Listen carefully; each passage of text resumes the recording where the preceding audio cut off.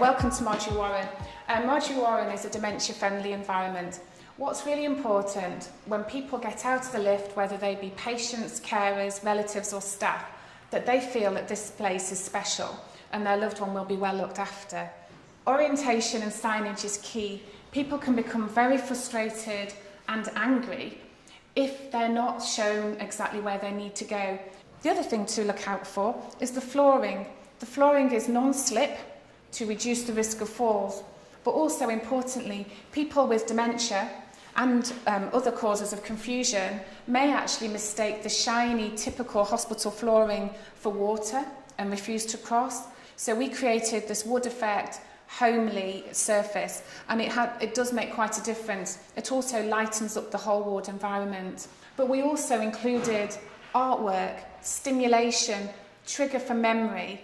We improved the lighting, we improved the signage, and as you'll see around the ward, we've introduced little areas, quiet areas for patients to sit. Originally, we thought we were just going to convert the day room into a sensory environment, somewhere where patients could have meaningful activity, but then we realised that you couldn't just have a little oasis of dementia-friendly design. You actually needed to transform the whole ward. So from a little acorn, the oak tree grew and grew, and we transformed the whole ward environment, thanks to the King's Fund, but also thanks to funding from the Friends of Kings.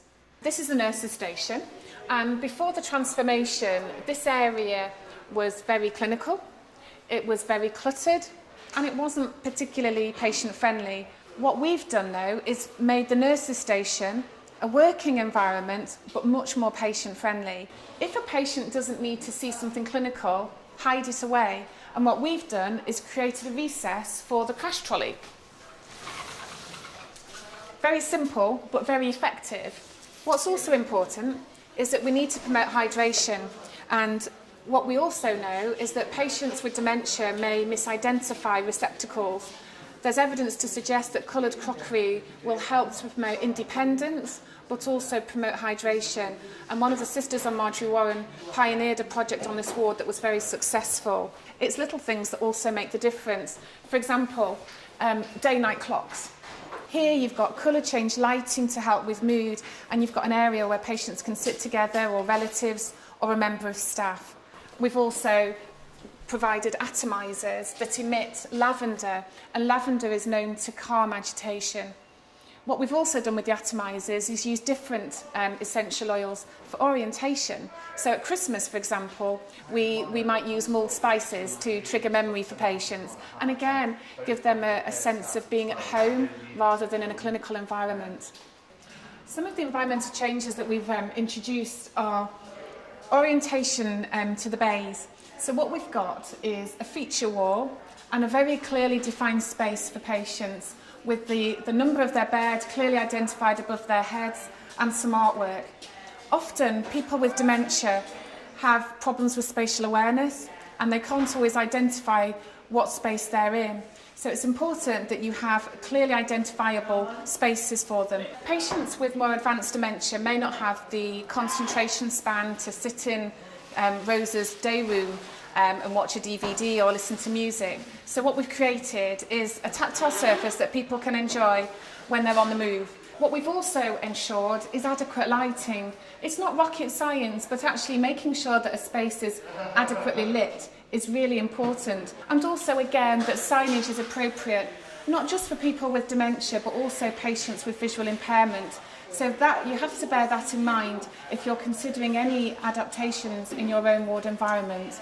It's very important to have a flexible space. On Marjorie Warren, it's called Rosa's room. If a patient is highly agitated and confused, it's really important that there's somewhere that they can go where perhaps they can listen to light music. We can alter the lighting to create a mood effect.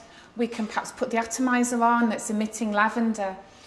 So somewhere where it's a low stimulus environment. Conversely, it's also important that we've got a space where patients get adequate stimulation. So a place where they can enjoy structured activities, they can have lunch, they can watch a film. So Rosa's room is very much a flexible space that can be created to make it patient-centred, so we can alter it according to the needs of that individual patient. It's not just the environment that reduces challenging behaviour. It's really important that staff and relatives and carers have the right education and training to understand triggers to behaviour, you know, how to communicate with somebody that might be displaying challenging behaviour, how to understand what might be causing that behaviour. So I wouldn't say it's just the environment, that's really important, but hand in hand would come robust training and education and development.